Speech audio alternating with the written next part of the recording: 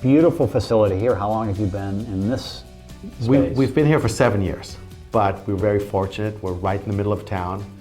Very convenient from the north, from the south. Salespeople can drop by, bring samples. We've known each other a long time, right? I mean, we go quite a long time, you know? Yes. And I've always known you as the king, but I don't know the story of the king. I don't know where the kingdom came from. My background before getting into this industry was I sold packaging for 15 years. Actually, let me take that back. Sold packaging for 11 years. And one of the products that we sold as a company, it was a large company, were labels. After about 9 years, I wanted to start my own business. Because I thought, all right, I want to try this.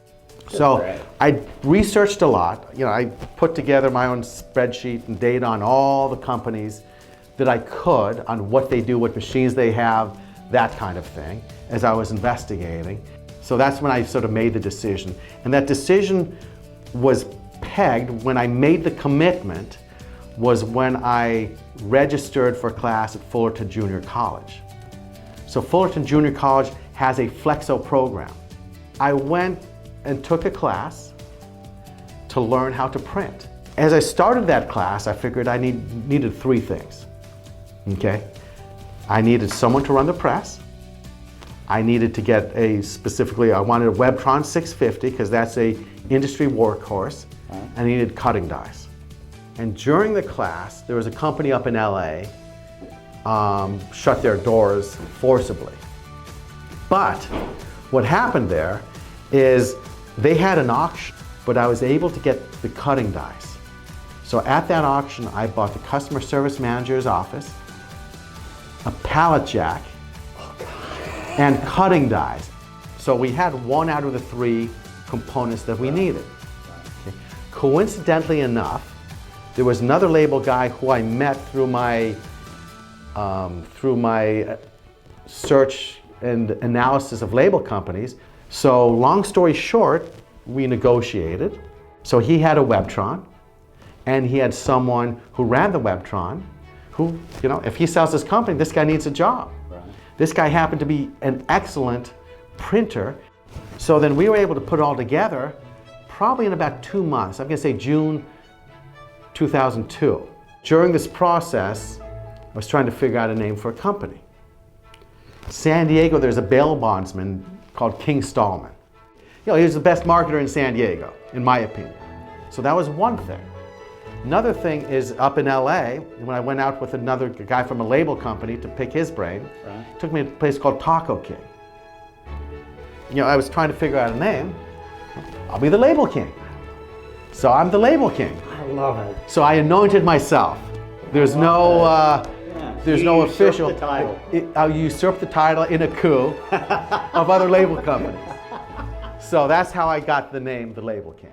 I think our paths originally crossed around the Environmental Committee, if I'm not mistaken. I mean, and your passion for, at the time, was probably liner recycling, maybe. So fill me in. I mean, you're Southern California, San Diego, environment's important. So I mean, where does that fit into your personal mission and how that evolves into the company and whatnot? In Southern California, actually in California, the environment is a very important thing, as it is nationwide. It is all over the world, for that matter. So, as a supplier of products in this industry, there's a lot of waste that is out there. One of the things that I try and do is, you always try and do the right thing. You always try and do the right thing with your customers, with your employees, with your family, with your peers, with your vendors.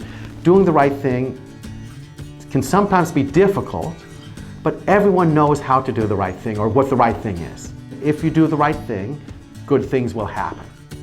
And that's what we try and do here.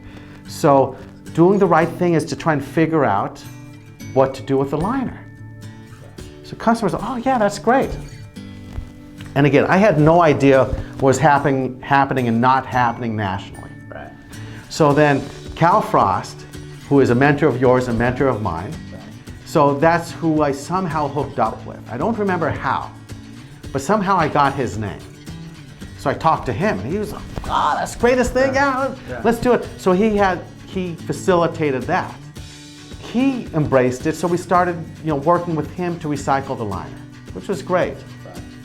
And again, I had no idea about the larger footprint.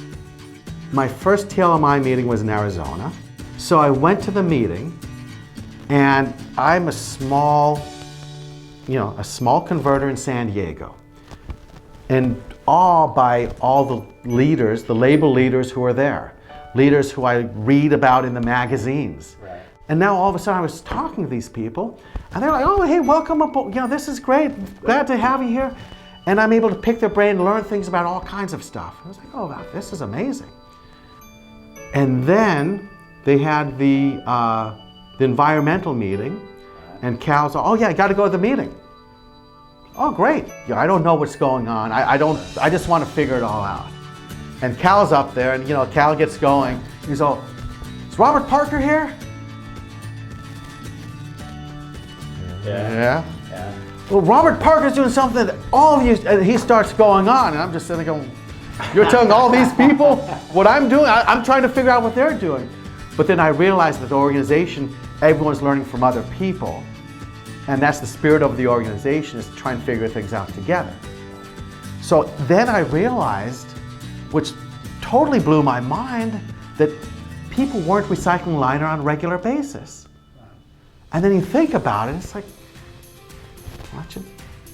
why not? I use this analogy. Coca-Cola, everyone knows how to recycle a Coke can.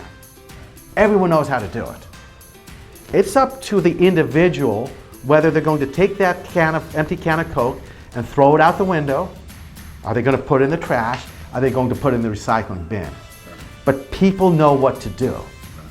And that's what I've been trying to push, is give people the knowledge on what to do. And we can do that as an industry. The king has a dream. The king has a dream. That is the dream. Yeah, no, we're going to get there.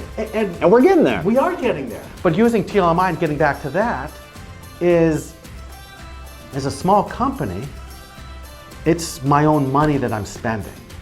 So I have to look at it as an investment in my company. And to be able to get away, and it's almost, for me, like a retreat. Because I can talk to people and say, "Hey, how are you doing this? How are you doing this? I'm having a problem with this. What should I do here? What machine are you using? What are the pitfalls that you've had with the machine? And what are the positives that you've had with the machines?" Because that's what you want to have, is you need partners around you to help build your business. You're firing me up. I'm about ready to flip the table, man. Let's do it. Let's go. I'm serious. I officially declare you a labelator.